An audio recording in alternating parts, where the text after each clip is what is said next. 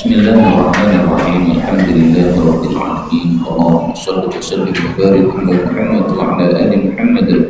Allahumma anfa'na bima 'allamtana wa 'allimna ma yanfa'una wa zidna 'ilma wa barik lana fi 'ilmina warzuqna al-ikhlasa fil qawli wal 'amali kamilan wa 'ilman nafi'an la yusa wa tawfiqan daima wa sihhatan wa yaqinan wa 'afiyah. Allahumma iftah lana kulla khair wa yassir lana kulla umur. اللهم انصر المجاهدين وارحم المستضعفين ودمر اعداء الدين واطمس على اموالهم امين يا رب العالمين. Alhamdulillah kaum muslimin rahimakumullah. Kita lanjutkan pengajian hadis dari kitab Al-Jami' As-Shaghir karya Al-Hafidz As-Suyuti wafat 911 Hijriah rahimahullah ta'ala. Dan kita sudah sampai pada hadis 4951. Faqala al-mu'allif rahimahullah ta'ala wa nafa'ana bihi wa bi 'ulumihi fid dharain amin. Asy-syamsu matahari wal qamaru dan bulan wujuhuhuma wajah keduanya ilal 'arsy menghadap kepada singgasana Allah. Wa arfaruhuma sementara tangkuk-tangkuk keduanya ila dunia menghadap kepada dunia. Hadis ini dhaif, menunjukkan bahwasanya matahari punya wajah, punya tangkuk, wajahnya menghadap ke atas ke singgasananya Allah, tangkuknya menghadap ke bawah ke dunia, karena singgasana Allah ini tempatnya di atas langit, berarti dia menghadapnya ke atas. Ini hadisnya dhaif. Adapun hadis yang sahih bahwasanya matahari itu setiap harinya sujud kepada Allah Subhanahu wa taala di bawah singgasana Allah Subhanahu wa taala. Sebagaimana hadis yang dulu pernah kita pelajari bahwasanya Rasul sallallahu alaihi wasallam bersabda, "Atadrun, apakah kalian tahu kemana perginya matahari ini? Sesungguhnya matahari ini berjalan sampai berhenti kepada tempat menetapnya di bawah singgasana Allah, lalu dia sujud kepada Allah Subhanahu wa taala." Maka inilah hadisnya sahih yang diriwayatkan oleh Imam Muslim rahimahullah. Berikutnya 52. Asyhadatul mati syahid itu sabun, ada 7 macam siwal qatli fi sabilillah, selain dibunuh di medan jihad perang fi sabilillah. Kemudian beliau menyebutkan 7, tapi salah satunya ya yang mati di medan jihad tadi. Yang pertama al-maqtul, yang dibunuh fi sabilillah syahid, di jalan Allah yaitu perang, itu adalah syahid. Wal mat'un, dan orang yang mati karena wabah penyakit itu juga syahid. Nah, kalau benar bahwasanya COVID kemarin itu adalah termasuk wabah penyakit atau ta'un, berarti orang yang mati ketika COVID karena COVID termasuk syahid. Yang ketiga wal ghariqu, dan orang yang tenggelam syahid, itu juga syahid. Naik kapalnya ambles, tenggelam. Yang keempat wasahibu dzatil janbi, dan pemilik penyakit dzatul janbi. Dzatul janbi itu saya cari diterjemahkan oleh orang-orang radang selaput dada. Al janbi samping, yaitu sebagian dari dada kita ada yang mengalami radang, maka disebut radang selaput dada atau pleuritis. Itu juga matinya mati syahid. Gambarannya kayak apa? Kayak sini nih Pak. Ini yang sehat semuanya warnanya mirip, yang sakit seperti ini. Nah, ini normal, ini pleuritis. Demikian dikatakan oleh orang-orang ulama. Kemudian yang kelima wasahibul haliki, dan orang yang terbakar itu juga syahid dan mati syahid. Yang ketujuh, yang keenam adalah yamutu, dan orang yang mati tahtal hadmi, di bawah reruntuhan bangunan, itu juga syahid. Seperti saudara-saudara kita di Palestina yang kemudian mereka gugur di medan jihad, terjerumus mati di dalam bangunan-bangunan. Yang keempat wanita dan perempuan tamutu bijum'in, yang mati karena hamil syahidun, dia syahidatun, dia mati syahid. Kata-kata bijum'in ini ada 3 tafsiran. Yang pertama, mati ketika hamil, masih ada dalam perutnya janin. Yang kedua adalah mati ketika melahirkan, berarti janinnya pas keluar. Yang ketiga adalah mati ketika masih perawan, ada 3 nih. Dan ini untuk perempuan semuanya, untuk laki-laki tidak. Laki-laki mati perawan tidak ada fadilahnya, mati jomblo tidak ada fadilahnya. Nah ini adalah mati syahid yang ada 7 macam. Kemudian kata-kata sabuk 7 ini bukan untuk membatasi, karena kalau kita kumpulkan semua hadis tentang mati syahid ternyata jumlahnya lebih dari 7, sehingga berlaku kaidah yang sudah terkenal, al-adad la mafhuma lahu, jumlah tidak untuk membatasi. Nabi ingin menjelaskan 7, beliau katakan 7, di tempat yang lain beliau akan menjelaskan yang lain. Nah, maka mari kita lanjutkan hadis berikutnya, insya Allah ada tambahan-tambahan. 53 asyhadatu, mati syahid itu tukafir, menghapus kulla syai', segala sesuatu, illa daina, akan tetapi hutang itu tidak terhapus oleh mati syahid, tetap hutang tetap jadi hutangnya. Wal ghariqu, dan ada orang yang mati tenggelam, yukaffiru. Wal ghariqu, ada pun tenggelam, yukaffiru, menghapus dzalika kullah, semua itu termasuk hutang-hutangnya terhapus. Ini tidak sahih. Jadi sama saja mati syahid biasa maupun mati syahid karena tenggelam, hutang tidak dihapus oleh Allah gara-gara mati syahid tersebut. Yang dihapus dosa-dosanya, hutang tetap hutang. Seandainya ini sahih, seandainya, maka yang dimaksud utangnya dihapuskan oleh Allah itu maksudnya besok di akhirat utangnya akan Allah lunasi. Kalau orang tidak melunasi utangnya kan dilunasi dengan pahala. Nah, khusus orang yang mati karena tenggelam ini tidak dilunasi dengan pahala dia, tapi dilunaskan oleh Allah Subhanahu wa Ta'ala. Itu kalau hadisnya sahih ya. Tapi karena hadisnya ini dhaif, maka tidak perlu kita pedulikan seperti itu. Berikutnya 54 asyhadu khamsah, mati syahid ada 5. Nah, tadi menyebutkan 7, sekarang 5. Mari kita perhatikan mana yang belum ada. Yang pertama al-mat'un, orang yang mati karena wabah, sudah. Yang kedua al-mabtun, yang mati karena sakit perut. Nah, di sini tadi belum ada. Maka kalau ditambah ini berarti ada 8. Wal-ghariqu, dan mati karena tenggelam. Wasahibul hadmi, yang mati karena kena reruntuhan. Wasyahid fi sabilillah, dan orang yang mati syahid di jalan Allah, yaitu di medan perang. Nah, maka hadis tadi tambah hadis ini berarti totalnya ada 8 macam mati syahid. 1 syahid perang, yang 7 adalah yang selain syahid perang.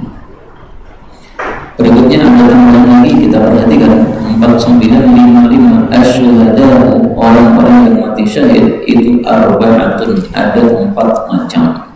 4 macam maksudnya 4 tingkatan, jadi tingkatannya berbeda-beda. Yang pertama, rajulun, seorang laki-laki mukminun, yang beriman, jayyidul iman, yang dia itu bagus imannya. Laqiyal aduwa, dia berjumpa dengan musuh, fasadaqallaha, lalu dia itu jujur kepada Allah. Maksudnya jujur kepada Allah, tidak lari dari perang, dia maju ke depan terus hatta qutil, sampai dia dibunuh. Fadzaka, maka itulah alladzi, orang yang yarfa'un nasu, para manusia mengangkat ilaihi kepadanya, a'yunahum, mata-mata mereka, yaumal qiyamati, besok pada hari kiamat, hakadha, seperti ini. Nah, sambil mengatakan hakadha itu sambil perawinya itu mengangkat kepalanya gitu sampai kakinya jatuh. Maksudnya apa? Saking tingginya orang yang dilihat di atas. Ini tingkatan yang paling pertama ya. Kenapa? Karena dia itu imannya bagus, ya tahu. Kemudian perangnya juga bagus, jujur kepada Allah, maju ke depan, tidak mundur sama sekali, tidak takut sama sekali. Jadi dia menggabungkan 2 kebaikan, kebaikan iman dan kebaikan perang atau kebaikan keberanian.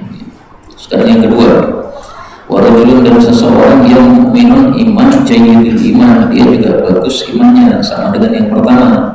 Laqiyal aduwa, dia berjumpa dengan musuh, faka'annama, maka seolah-olah duriba dipukul jilduhu, kulitnya, bisyauqi talhin, dengan duri pohon tolah. Pohon tolah itu pohon besar yang banyak durinya. Minal jubni, dari ketakutan. Atau mengenai dia sahmun, anak panah, ghorbun, yang nyasar. Nyasar itu maksudnya tidak diketahui siapa yang memanahnya. Faqatalahu, lalu membunuh dia, ya, menyebabkan dia mati syahid. Fahuwa, maka dia itu fid darajati tsaniyah, pada derajat yang kedua.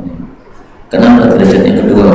Karena dia punya satu kebaikan saja, yaitu imannya bagus, tapi keberaniannya kurang bagus, sehingga ketika perang itu agak ingah-ingih. Ketika ada senjata atau ada serangan, dia merasakan gemetaran atau ketakutan. Tapi karena dia iman, tetap perang. Kalau dia tidak iman kan takut mundur. Ini tidak mundur, tapi perasaan hatinya ada sedikit rasa takut. Nah, takutnya itu diumpamakan seperti orang yang kulitnya terkena duri. Terkena duri kan bulu-bulu kita merinding, karena apa dasarnya duri tadi. Nah, maka kekurangan dia adalah al-jubr, rasa takut. Sekarang yang ketiga, walaupun seorang laki-laki mukmin yang beriman, khalatan, yang mencampurkan amalan solehah, amal yang soleh, wa akhar sayyi'ah, dan yang lain adalah amal yang jelek. Laki yang kedua, dia berjumpa dengan musuh, fasadallaha, lalu dia jujur kepada Allah alias berani maju ke depan, hatta qutila, sampai dibunuh. Fadzaka, maka orang itu fit darajati tsalitsah, pada derajat yang ketiga. Ini kenapa derajat yang ketiga? Karena dia kebaikannya cuma satu, imannya kurang bagus. Buktinya amalnya campur, ada jelek, ada baik. Berarti imannya masih kurang bagus. Tapi keberaniannya bagus, Pak.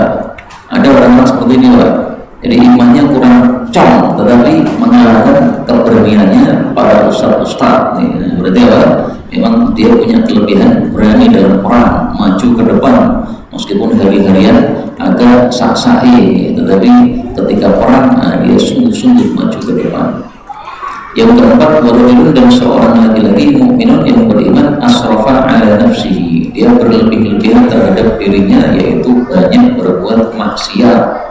Laki yang kedua, berjumpa dengan musuh, fasadallaha, tapi dia jujur kepada Allah alias tidak lari, hatta qutila, sampai dibunuh. Fadzaka fid darajatir rabi'ah, maka dia itu pada derajat yang keempat. Nah, derajat yang keempat ini paling rendah karena dia asraf. Asraf itu berlebih-lebihan dalam berbuat maksiat. Kalau yang ketiga tadi masih mencampur, Pak. Anggaplah amal baiknya dengan amal buruknya itu imbang, sehingga dia tidak disebut sebagai orang yang jelek. Tapi kalau yang keempat ini asraf, berlebih-lebihan. Anggaplah keburukannya 60%, kebaikannya berarti cuma 40%. Kalah kebaikannya dengan keburukannya.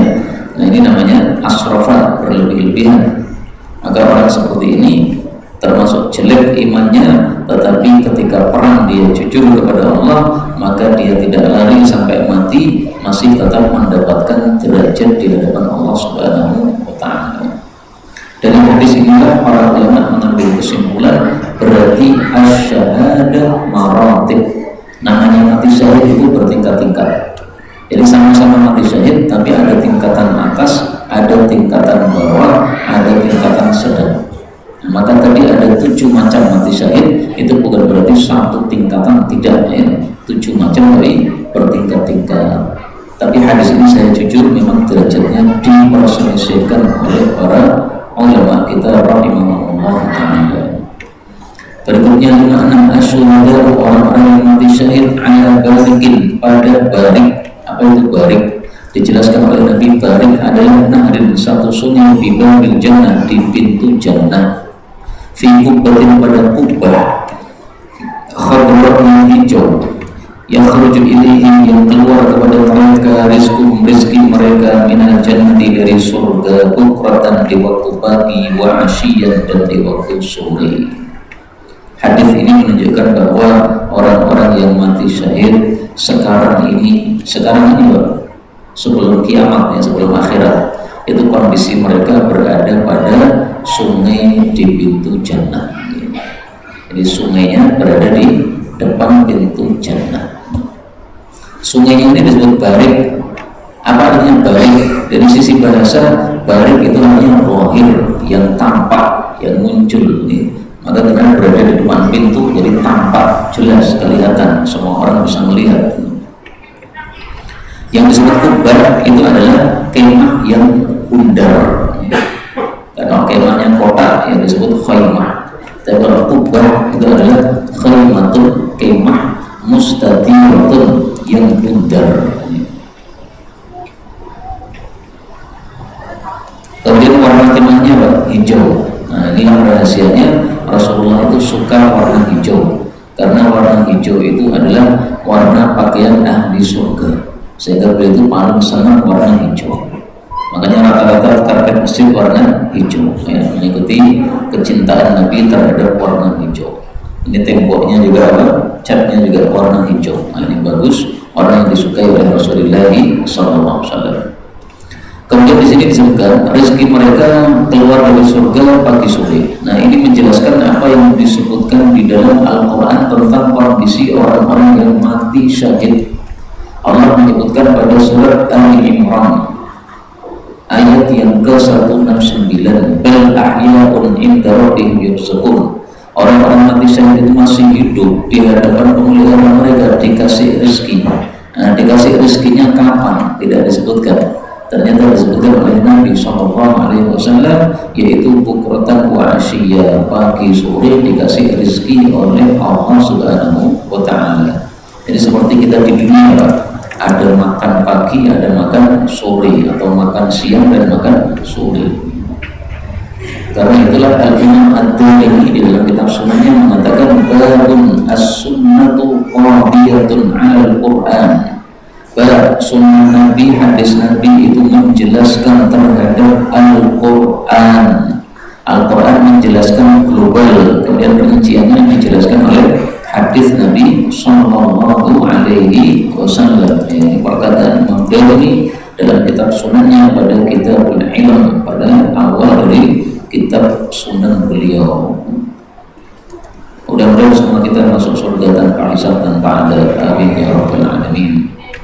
Berikutnya 57, asyhadu orang-orang yang mati syahid indallahi, di hadapan Allah, ala manabir, di atas mimbar min yaqutin, dari batu yakut batu mulia, fi dhilli, di dalam naungan arsyillahi, sehingga sama Allah, yauma dhilla, pada hari tidak ada naungan illa dhillu, kecuali naungan Allah Subhanahu wa Ta'ala. Ada dasibin, pada suatu tumpukan min miskin, dari minyak wangi misik. Maksudnya suatu tempat yang tinggi, yang wangi seperti misik. Fayaqul, berkata lahum kepada mereka, ar-Rabbu, Allah Subhanahu wa Ta'ala, alam uwafi, bukankah sudah kusempurnakan lakum, kepada kalian, itu janji saya, wa asdukum, dan sudah saya jujur kepada kalian, yaitu sudah saya berikan apa yang dulu saya janjikan.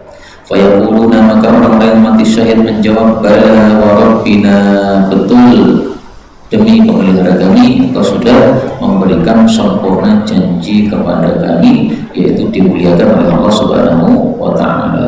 Mulianya apa? Di atas mimbar yang bersinar-sinar tadi, di bawah singgasana Allah Subhanahu wa Ta'ala. Jadi fadilahnya 3 ya. Pertama, di atas mimbar, ini berarti kan dimuliakan nih, tempatnya di atas. Kemudian di bawah singgasana Allah Subhanahu wa Ta'ala, yang kedua ya. Kemudian ala kathibin min miskin, tempatnya bau wangi seperti minyak wangi misik. 3 fadilah untuk satu kelompok orang yang mati syahid. Tapi hadis ini memang derajatnya dhaif. Apakah ada yang sahih? Yang sahih adalah bicara tentang kondisi orang-orang yang mati syahid pada masa sekarang. sekarang sebelum di surga ya.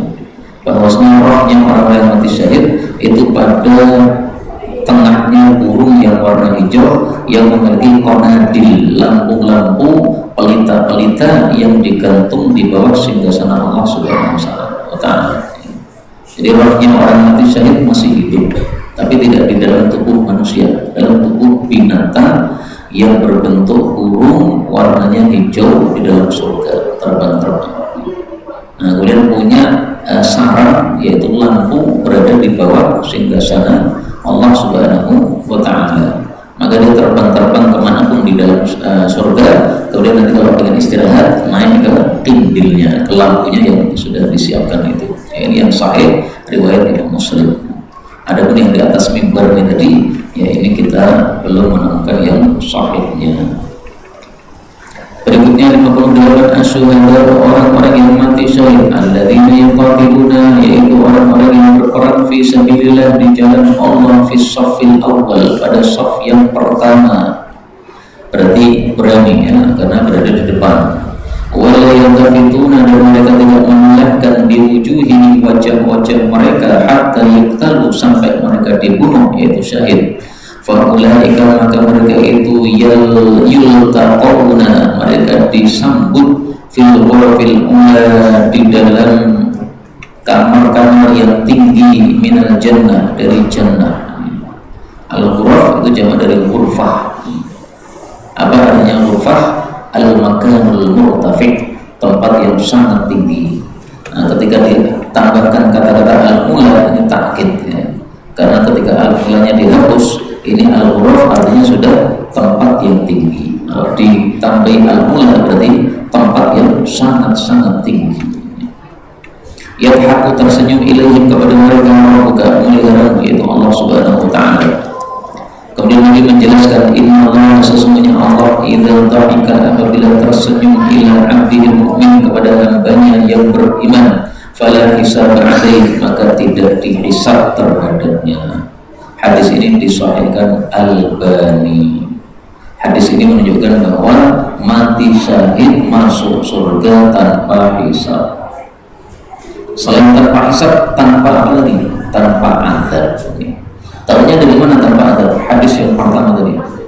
Orang mati syahid dosanya semuanya diampuni oleh Allah. Kalau dosanya diampuni berarti tanpa siksa, tanpa azab. Nah, maka tidak ada hisab disebutkan dalam hadis ini, tanpa azab disebutkan pada hadis yang sebelumnya tadi. Kemudian supaya kita ini disenyumi oleh Allah, apakah ada cara lain selain jihad fisabilillah? Karena kalau harus jihad fisabilillah, ya di Indonesia tidak ada jihad perang fisabilillah.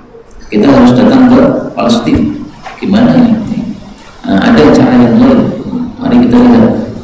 Dan ini mungkin sudah pernah kita bacakan dulu, kita bacakan lagi. Salah satu ada 3 orang yang haqqullah ilaihim, yang Allah senyum kepada mereka. Nah, supaya disenyumi oleh Allah, lakukan salah satu dari 3. Yang pertama, seseorang yang bangun malam salat tahajud, sementara seorang yang bangun malam salat tahajud. Dalam hadis yang lain, wal qaumu yanamun, sementara orang-orang yang lain sedang tidur. Nah, dia malah bangun tahajud. Nah, maka jam 2 bangun supaya kita disenyumi oleh Allah Subhanahu wa Ta'ala. Allah senyum, senang, wah ini hamba saya imannya mantap ya. Jam 2 bangun padahal yang lain-lainnya sedang tidur. Yang kedua, wal qaum, suatu kaum apabila mereka itu berbaris untuk sholat, nah, sholat jamaah, Allah senyum melihat orang lain sholat jamaah. Biar anak kecil, kalau sholat jamaah jangan rame-rame, karena sholat kalau berbicara itu sholatnya batal, harus diulang lagi dari awal. Kemudian yang ketiga, wal qaum idza shaffu lil qital, suatu kaum jika mereka berbaris untuk perang, maka ini juga disenyumi oleh Allah, sama dengan tadi ya, mujahid fisabilillah. Maka yang bisa kita lakukan 2, yaitu tahajud ketika orang-orang sedang tidur dan berbaris pada sholat jamaah. Tapi memang saya jujur, ini riwayat Ahmad, juga riwayat Ibnu Majah, sanadnya dhaif. Sanadnya dhaif tapi maknanya bisa diterima insya Allah. Karena dalam hadis yang lain disebutkan Allah tersenyum, Allah suka kepada 3 orang. Nah, 3 orang salah satunya disebutkan di sini. Orang yang sholat tahajud, sementara yang lain sedang pada tidur. Nah, Allah senyum itu kan berarti Allah suka, ya. senyumnya Allah berarti menunjukkan apa? Ridhonya Allah atau sukanya Allah Subhanahu wa ta'ala. Maka itu hadis saling menguatkan maknanya insyaallah ta'ala. Hadis sanadnya dhaif tapi masih bisa kita harapkan maknanya sahih. Berikutnya 59, asyhuru bulan itu maksudnya bulan Arab. Yakunu adalah tis'atan wa isyrina, 29 hari kadang-kadang. Wa yakunu dan adalah dia itu 30 hari kadang-kadang. Para sahabat mengatakan kami puasa Ramadan bersama Nabi lebih sering 29 hari daripada 30 hari. Nah, coba kita hitung Ramadan kita lebih sering 29 atau 30. Faidah maka jika ra'aitumu kalian melihat hilal Ramadan fasumu maka puasalah. Wa idza dan apabila ra'aitumu kalian melihat hilal Syawal fa'aftiru maka berbukalah. Fa innahu maka jika ditutupi hilal itu alaikum atas kalian fa'atmilu maka sempurnakan al-iddata bi jumlah atau bilangan bulan ya menjadi 30 hari. Hadis ini menunjukkan bahwa masuk Ramadan dan keluar Ramadan itu caranya dengan ru'yatul hilal, dengan melihat hilal, bukan dengan hisab. Karena Rasulullah mengatakan ra'aitumu, kalian melihat hilal. Di masa Nabi sudah ada hisab, tapi Nabi mengatakan nahnu ummatun ummiyatun la naktub wa la nahsib, yakni fil ibadah. Kata Nabi, kita umat Islam ini umat yang ummi. Ummi maksudnya gimana? Tidak pakai tulisan, tidak pakai hitungan, yaitu dalam bab ibadah. Silakan pakai tulisan, pakai hitungan untuk bab muamalah utang piutang silakan. Tapi untuk bab ibadah, puasa Ramadan, ini ibadah, maka kita la naktub wa la nahsib. Apakah menulis sudah ada di masa Nabi? Sudah ada. Tapi Nabi mengatakan la naktub. Kita nggak pakai tulisan untuk bab ibadah ini. Apakah ilmu hisab sudah ada di masa Nabi? Sudah ada. Sebelum Nabi pun sudah ada. Tetapi beliau mengatakan lah nasib, kita nggak menghitung. Itu dalam bab ibadah ini. Ya, Ramadan ini nggak usah dihitung-hitung. Ya. Pakai ruqyah saja. Lalu pakai ruqyah, kadang terlihat, kadang tidak. Maka kata Nabi, kalau tidak terlihat karena tertutupi, gampang solusinya. Jangan hitung, tapi sempurnakan menjadi 30 hari. Jadi hilal Ramadan tidak kelihatan, Sya'bannya berarti 30 hari. Hilal Syawal tidak kelihatan, berarti Ramadannya menjadi 30 hari. Gampang sekali. Dua kondisi sudah dijelaskan oleh Nabi. Dan ini adalah ijma kesepakatan para sahabat bahwasanya untuk masuk Ramadan pakai ruqyah, tidak pakai hisab.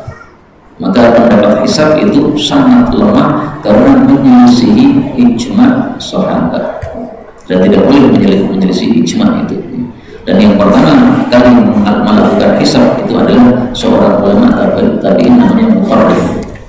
Mutarrif ini ketika pakai hisab dia dikomentari oleh ulama-ulama yang sezamannya, laulan ya'mal bihi lakana khairallah. Seandainya tidak menggunakan ilmu hisabnya lebih baik daripada dia lakukan. Kenapa? Karena dengan begitu dia menyelisih seluruh sahabat-sahabat Nabi Sallallahu Alaihi Wasallam. Berikutnya, namun asyahwatul khafiyah, syahwat yang samar, wariyah dan riya itu adalah syirkun, syirik, maksudnya syirik kecil. Ya. Syirik besar itu yang menyebabkan murtad, syirik kecil itu yang tidak menyebabkan murtad. Hadis ini diperselisihkan derajatnya oleh para ulama. Apa contoh syahwat yang tersembunyi? Saya dapatkan 3 contoh dari para ulama. Yang pertama, setiap maksiat yang dilakukan sembunyi-sembunyi itu disebut syahwatun khafiyah. Kalau banyak orang tidak berani melakukan, tidak ada orang berani melakukan, itu berarti syahwatun khafiyah. Yang kedua, melihat seorang wanita cantik, maka dia tundukkan pandangannya, tapi hatinya masih membayangkannya. Nah, itu berarti syahwat yang tersembunyi. Matanya tidak berani melihat, kenapa? Ini dosa ini nggak boleh ini. Tapi kok ya ayuman, akhirnya dibayangkan dalam hati. Berarti matanya belum tunduk, hatinya matanya sudah tunduk, hatinya belum tunduk. Kemudian yang ketiga, kata Imam Ghazali, contohnya adalah seseorang yang dia itu syahwat terhadap makanan misalnya, kemudian dia tidak berani makan makanan tersebut ketika ada banyak orang. Tapi kalau sendiri dia berani makan makanan tadi. Misalnya makan sampai ujung banyak, nah kalau banyak orang dia malu, jadi dia suka makan banyak gitu. Banyak orang malu dia, menampilkan bahwa dirinya orang yang makannya sedikit. Begitu orang sudah pergi, makan lagi makan yang banyak. Nah, itu syahwat khafiyah menurut Al-Imam Al-Ghazali rahimahullah ta'ala. Nah, itu semuanya contoh-contoh untuk syahwatun khafiyah, syahwat yang tersembunyi. Berikutnya 61, asy-syahidu, orang yang mati syahid la yajidu, tidak mendapati minal qatli, dari pembunuhan terhadapnya, illa kecuali karena sebagaimana yajidu, yajidu mendapati ahadukum, salah satu kalian, al-qarsah, cubitan, yuqrasuha, yang dia dicubit dengannya. Dicubit kan gak sakit Pak, sekarang paling sakit sedikit. Nah, mati syahid itu rasanya begitu, sakit. Meskipun syahidnya digorok dengan gergaji, grek. Orang digorok lehernya dengan gergaji kan kelihatannya nyeri. Tapi kalau matinya mati syahid, nggak ada rasanya seperti itu. Ini sabda Nabi, harus percaya ya Pak. Dipenggal lehernya, rasanya sama, cubit. Dibor sampai hancur tubuhnya, sama, rasanya seperti cubit. Berikutnya 62, asy-syahidu, orang yang mati syahid la yajidu, tidak mendapati alamal qatli, rasa sakit dibunuh, illa kecuali karena sebagaimana yajidu, merasakan ahadukum, salah satu kalian, masa sentuhan al-qarsah, cubitan. Qarsah ini boleh diartikan cubitan, boleh diartikan gigitan semut, pokoknya sesuatu yang kecil gitu. Cubitan kan kecil ya, celik. Gigitan semua juga kecil, celik. Yang kecil-kecil gitu, itu namanya qarsah. Maka kata-kata qarsah bisa untuk semut. Qarasat ninganlah, semut menggigit saya, bisa. Bisa untuk mencubit, qarastu zaujati, ya, saya cubit istri saya, bisa. Bisa untuk baju, qarastu sauba, saya mengucap baju. Jadi pokoknya yang bersifat apa? Cubitan kecil. Berikutnya 63, asy-syahidu, orang yang mati syahid itu mendapatkan banyak fadilah. Di sini disebutkan 4. Yang pertama, yughfar lahu, diampuni untuknya fi awwali daf'ah, pada pertama kali mengucur, min damihi, dari darahnya. Yang kedua, yuzawwaju, dan dikawinkan hawrawaini, dua bidadari yang putih. Hur itu artinya bidadari yang putih-putih. Makanya hawari itu disebut hawari karena mereka biasanya berbaju putih.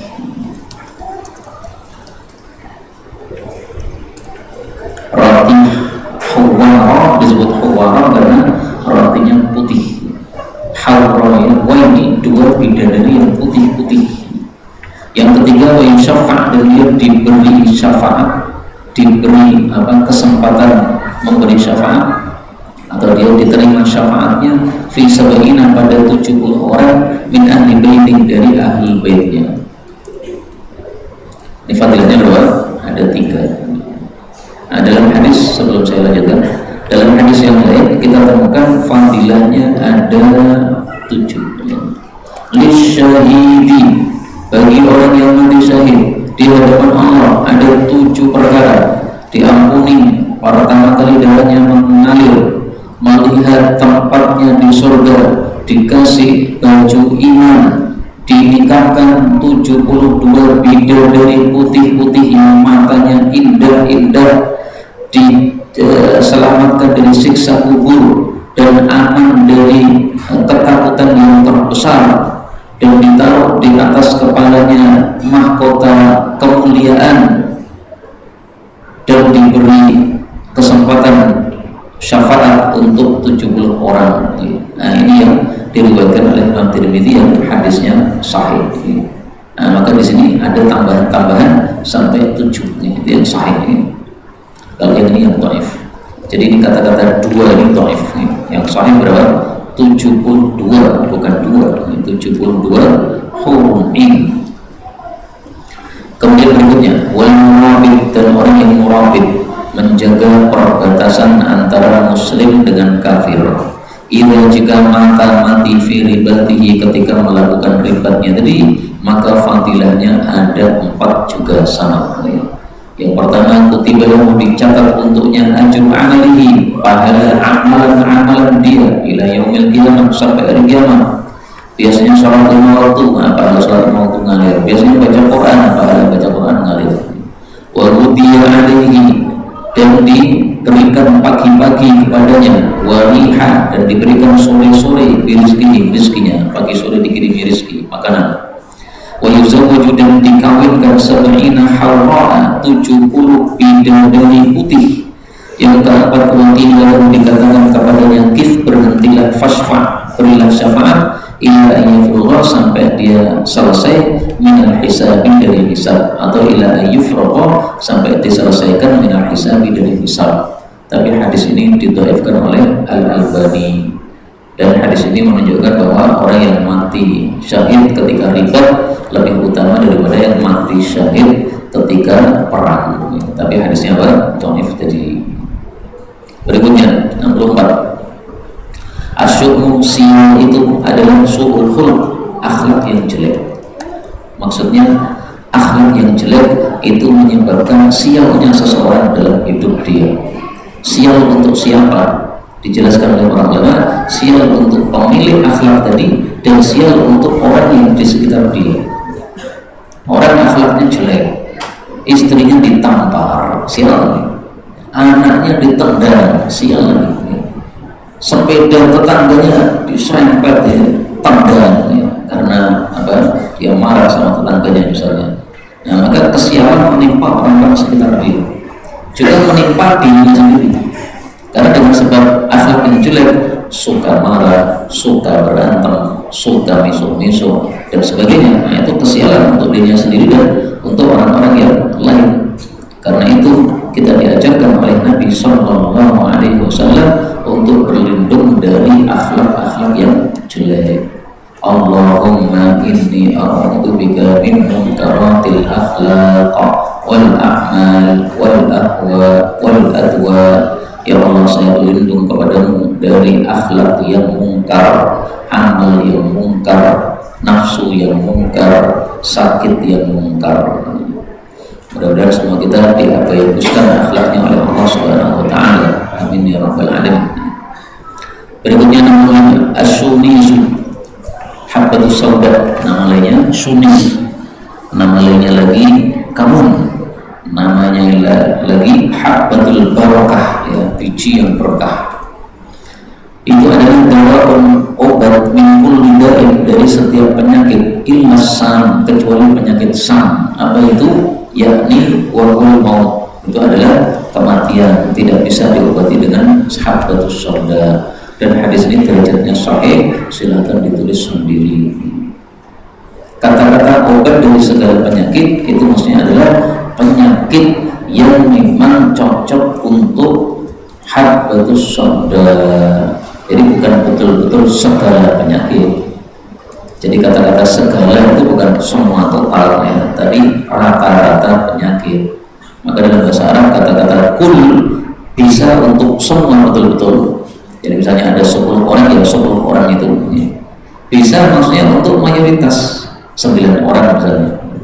Ada 10 orang di depan saya mengatakan kulluhum aghniya, semua orang ini kaya-kaya. Padahal ternyata yang kaya cuma 9, nggak apa-apa, karena yang dimaksud adalah yaitu aghlabiyah, mayoritasnya. Berikutnya 66.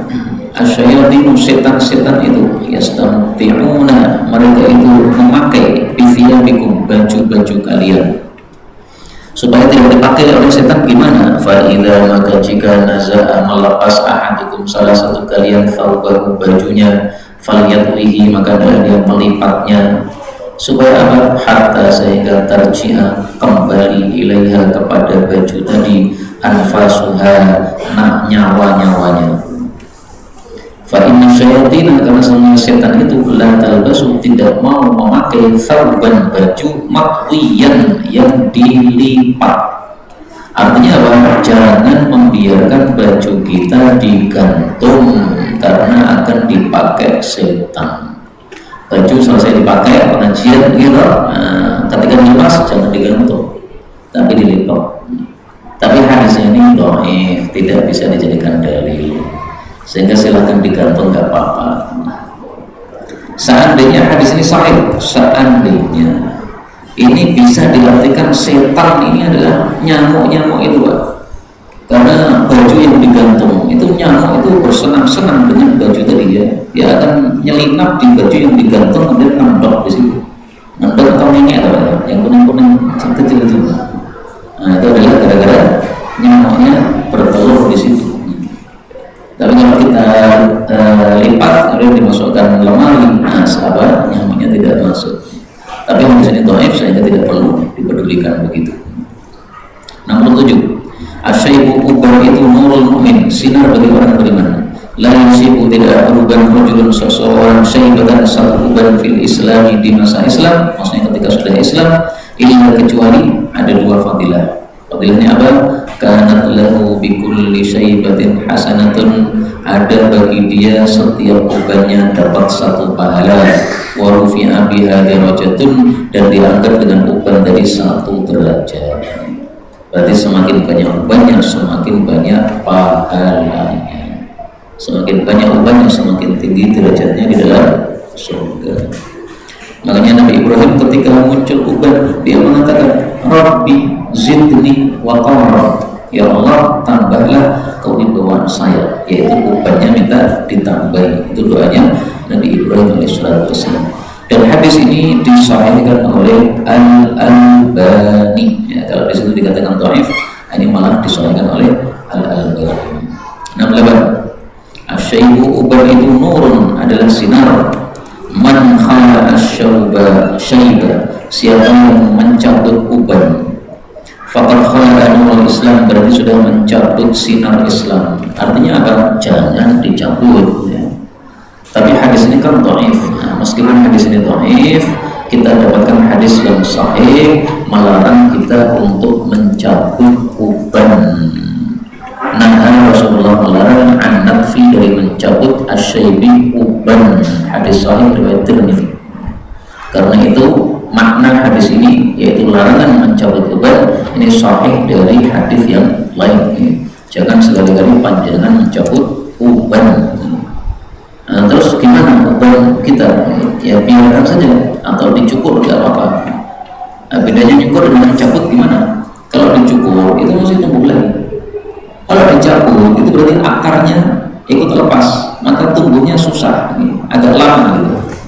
Jadi kalau dicabut tumbuhnya lama, kalau dicukur tumbuhnya cepat. Dicukur tidak dilarang. Faidah, maka jika berlalu sampai arrajul, seseorang arba'ina sanah, 40 tahun usianya, waqala Allah jaga dia al-adwa thalatha, 3 penyakit. Ini kabar gembira bagi yang sudah 40 tahun. Aman dari apa? Al-junun, gila, tenang, gak bakal gila. Tapi kalau dia belum 40 tahun, bisa jadi gila. Yang kedua, al-judan, lepra, aman, gak akan lepra. Yang ketiga, al-baros, belang, gak akan belang. Tapi hadis ini juga dhaif. Berikutnya 69, asyaikhu, orang tua. Orang tua maksudnya orang yang usianya tua. Fi ahlihi, di tengah-tengah keluarganya, kan Nabi, itu seperti Nabi. Fi ummatihi, di tengah-tengah umatnya. Maksudnya gimana? Maksudnya harus dimuliakan. Jadi seperti ayatnya, Pak. Surat Al-Ahzab ayat 6. An-nabiyyu awla bil mu'minina min anfusihim wa azwajuhu ummahatuhum. Istri-istri Nabi adalah ibu-ibunya kaum muslimin. Maksudnya gimana? Seperti ibu kita. Maksudnya gimana? Wajib dimuliakan. Jadi istri Nabi harus dimuliakan. Maka gara-gara ayat ini, ada sebagian orang Syiah ketika membaca Quran kemudian sadar, oh ini berarti ajaran Syiah sesat. Kenapa? Karena di komunitas Syiah dia itu sering diajarkan mencela Aisyah. Aisyah siapa? Istri Nabi. Nah, ketika dia baca ayat ini, wa azwajuhu ummahatuhum, istri Nabi seperti ibumu sendiri. Dia mikir, Aisyah kan istri Nabi, berarti seperti ibu saya, berarti harus saya muliakan. Akhirnya dia mengatakan ummi Aisyah ibu saya, kemudian keluar dari kelompok Syiah. Jadi sebenarnya kalau baca ayat Quran saja dengan tidak terbudi itu bisa orang selamat dari kesesatan. Ini contoh. Nah, maksudnya apa? Seperti ibu yaitu harus dimuliakan. Demikian juga di sini tadi seperti Nabi yaitu maksudnya harus dimuliakan. Tapi hadis ini kan palsu hadisnya. Betul hadisnya palsu. Tetapi kita temukan hadis yang sahih yang menyuruh kita untuk memuliakan orang-orang yang sudah tua. Rasulullah bersabda, "Inna min ajlalillah," termasuk memuliakan Allah adalah memuliakan orang yang sudah beruban alias sudah tua, yang dia itu muslim. Jadi orang muslim tua itu haknya besar. Pertama, dia sebagai orang muslim punya hak. Yang kedua, dia sebagai orang tua, haknya double. Sama-sama muslim, tapi kalau masih muda haknya satu, sudah tua haknya dua. Nah, ini hadisnya hasan ini, sehingga hadis ini menguatkan hadis yang kita sedang pelajari ini. Ya, meskipun hadisnya palsu yang kita pelajari ini, tapi maknanya sesuai dengan hadis yang menyuruh kita untuk memuliakan orang muslim yang sudah tua atau sudah beruban. Berikutnya, terakhir ini, asyaihu, orang tua renta, fi baitihi, di dalam rumahnya, kan Nabi, seperti seorang Nabi, fi qaumihi, di dalam kaumnya. Jadi harus kita muliakan, sehingga apa yang menjadi keperluan dia ya kita turuti. Ya. Jadi jangan sama bapak kemudian kasar gara-gara bapaknya sudah tua renta, kemudian suka ngompol di sembarang tempat misalnya. Ya. Harus dimuliakan. Bayangkan kalau itu Nabi di tengah-tengah kita, dimuliakan tidak? Pasti dimuliakan. Nah, ini bapak ini seperti Nabi di tengah-tengah kaumnya. Adapun hadis ini palsu, maka kita cari kenapa dikatakan palsu oleh para ulama. Ya, sebabnya ada rawi bernama siapa ini? Kita cari dulu ya.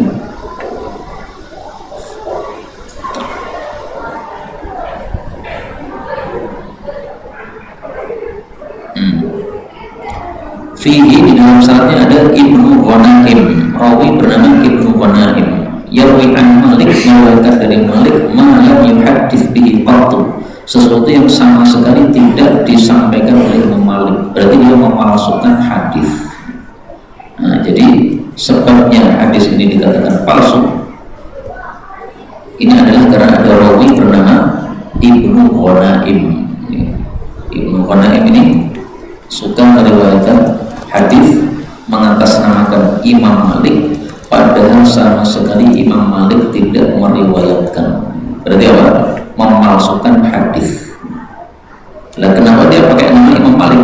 Karena Imam Malik itu namanya dipakai orang. Imam Malik diterima. Saya meriwayatkan hadis dari Imam Malik. Nah, orang sudah tunggu semua. Udah Imam Malik sudah pasti hadisnya sahih. Nah, sementara dia memalsukan hadis supaya diterima orang, pakai mengatasnamakan Imam Malik, nyomot namanya Imam Malik rahimahullahu ta'ala. Ini yang dapat kita pelajari pada pertemuan kali ini, betul dari Allah Subhanahu wa ta'ala. Kalau ada salahnya, astagfirullahaladzim li wa lakum, walhamdulillahi rabbil alamin.